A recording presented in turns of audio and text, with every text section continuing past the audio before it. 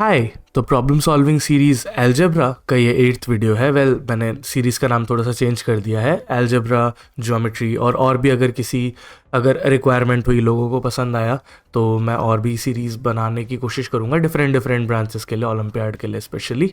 तो अलजेब्रा का ये 8th वीडियो है एंड प्रॉब्लम आपके सामने है। वीडियो को पॉज कीजिए, क्वेश्चन को ट्राई कीजिए। ऑल राइट, तो मुझे उम्मीद है आपने ये क्वेश्चन ट्राई किया होगा। CMO कैनेडियन मैथमेटिक्स ओलंपियाड 1984 का ये क्वेश्चन है। थोड़ा ओल्ड स्कूल जा रहे हैं आज। क्वेश्चन बहुत बढ़िया है। तो यहाँ पे दिया गया है, यहाँ पे आपको एक फंक्शन दिया गया है जो कि है x⁴। मैं लिख देता हूँ पहले यहाँ पे अच्छे से, x⁴ plus ax³ plus bx² plus cx plus d। Basically एक बाई क्वाड्रेटिक या क्वार्टिक पॉलिनोमियल आपको गिवन है। इसके बारे में एक और चीज़ गिवन है, क्या f(1) जो है वो 10 है, f(2) जो है वो 20 है एंड f(3) जो है वो 30 है। अब यहाँ से कुछ लोग थोड़ा सा ज़्यादा ही दिमाग लगा देते हैं और बोल देते हैं फिर तो सिंपल ही हो गया, f(12) जो होगा वो 120 हो जाएगा, f(-8) जो है वो -80 हो जाएगा एंड फिर हम सॉल्व कर देंगे। ऐसा कुछ भी नहीं है, यहाँ पे ऐसा नहीं होता है। ये सिर्फ इन 3 नंबर्स की बात की गई है, इसके अलावा और कुछ नहीं। जिन लोगों ने ओलंपियाड के लिए अलजेब्रा पढ़ा होता है या इवन क्लास 9th और 10th में भी ढंग से पढ़ा होता है पॉलिनोमियल्स का चैप्टर, तो उन्हें ये देख के शायद कुछ याद आएगा। उन्हें ये देख के याद आएगा कि ये रिमाइंडर थ्योरम से मिलती जुलती कुछ बात है कि एक वैल्यू डालने से आपको जो वैल्यू मिलता है, एक्स की एक वैल्यू सिलेक्ट करने से आपको f(x) की अगर एक वैल्यू मिले या p(x) की अगर कोई वैल्यू मिले, ये पॉलिनोमियल है तो p(x) की कोई वैल्यू मिले तो वो उसका रिमाइंडर होता है जब आप इसको x - a से डिवाइड कर रहे हैं, है ना। तो ये हमें यहाँ से कहीं ना कहीं उस तरफ हिंट दे रहा है, ठीक है। अच्छा, देन एक और चीज़ गिवन है आपको। एक और चीज़ क्या गिवन है आपको? कुछ ऐसा गिवन है जहाँ पे जो लीडिंग कोएफिशिएंट है वो 1 है। इसे मोनिक पॉलिनोमियल बोला जाता है। इससे हमें कुछ हिंट मिल सकता है कि हमें किस टाइप के फैक्टर्स मिलेंगे इसके लिए, ठीक है। तो अगर हम यहाँ बात करें फिलहाल, तो f(x) ये वाला जो टर्म है वो बोल रहा है कि उसे x - a से डिवाइड कीजिए और जो आपका रिमाइंडर आएगा वो 10 आएगा। सिमिलरली x - 2 से डिवाइड कीजिए तो आपका जो रिमाइंडर है वो 20 आएगा और x - 3 से जब आप डिवाइड करेंगे तो रिमाइंडर जो है 30 आएगा। ये रिमाइंडर थ्योरम का यूज़ है। अगेन 3 अलग अलग रिमाइंडर तो आ नहीं सकते, और सिंस ये एक क्वाड्रेटिक बोल रहा हूँ, बाई क्वार्टिक पॉलिनोमियल है, तो ऑब्वियसली इसका एक चौथा फैक्टर भी होगा जिसे मैं x - k ले लेता हूँ, जहाँ पे k एक कांस्टेंट है। अब मुझे रिमाइंडर चाहिए 10, 20 एंड 30, लेकिन 10 कब है? जब आपका जो नंबर है जो आप यहाँ पे सिलेक्ट कर रहे हैं वो है 1। जब आप 1 का वैल्यू पुट कर रहे हैं तो 10 आ रहा है, 2 का वैल्यू पुट करने से 20 आ रहा है, तो 20 जो होता है वो 10 × 2 होता है और 30 जो होता है वो 10 × 3 होता है।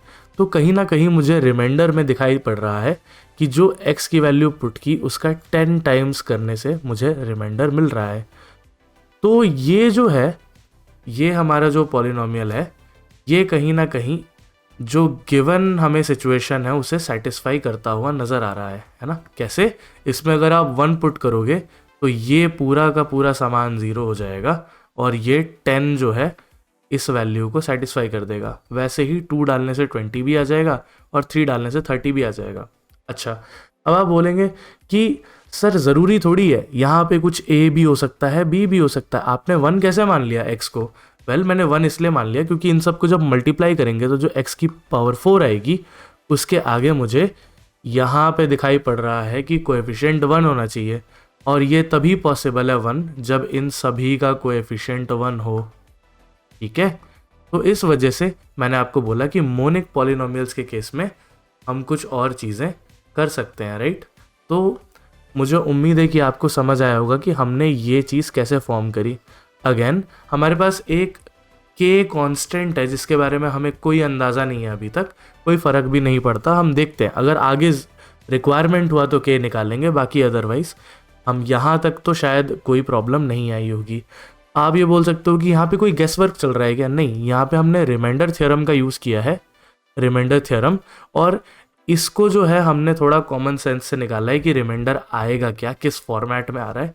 तो रिमाइंडर थ्योरम एंड हमने मोनिक पॉलिनोमियल का कॉन्सेप्ट थोड़ा सा इस्तेमाल किया है, ठीक है। तो यहाँ पे कोई गेस वर्क नहीं है, एग्जैक्टली गेस वर्क नहीं है, थोड़ा सा स्मार्ट वर्क है, दैट्स इट, ठीक है। और बाकी मैंने जब ये बना लिया तो मैंने वो जो ए बी सी थे, आप चाहो तो वो भी निकाल सकते हो, ऐसा कोई दिक्कत नहीं है, but that will be a very lengthy process, और ये एक ओलंपियाड का प्रॉब्लम है, तो आप टाइम ज़रूर सेव करना चाहेंगे। तो ये एक काफ़ी कैलकुलेटेड, अगर आप गेस भी बोलना चाहो तो एक कैलकुलेटेड गेस है ये। एनीवेज, अब इसके बाद हमें क्या पूछा गया है? हमें जो पूछा गया है वो मैं नेक्स्ट पेज में लिख देता हूँ। हमें पूछा गया है f(12) प्लस f(-8) अपॉन में, देख लेते हैं क्या है, अपॉन में 10 है, f(12), f(-8) एंड 10। अच्छा, f(12) क्या होगा? f(12) होगा, इन सब जगह पे 12 रखा जाए, यहाँ पे 12 रखने से आएगा 11, यहाँ पे 10, 9, और ये आएगा 12 - k, ठीक। और यहाँ पे आएगा 12 × 10, 120। तो मैं इसे सीधा सीधा लिख देता हूँ वहाँ पे। अगर मैंने ऐसा लिखा तो ये आएगा 11, 10, 9, ये सब मल्टीप्लाई हो रहे हैं, ध्यान दीजिएगा। 11 × 10 × 9 × 12 - k, प्लस में है 120, प्लस हमारे पास f(-8) हमें चाहिए। -8 की अगर मैं बात करूं तो -8 कैसे आएगा? -8 की अगर बात की जाए, पहले मैं ये मिटा देता हूँ, -8 यहाँ पे रखा जाए तो आएगा -9, -10, -11। ये वैसे पिछले वाले के ही सिमिलर सा लग रहा है, और ये -8 - k, और ये है -80, है ना।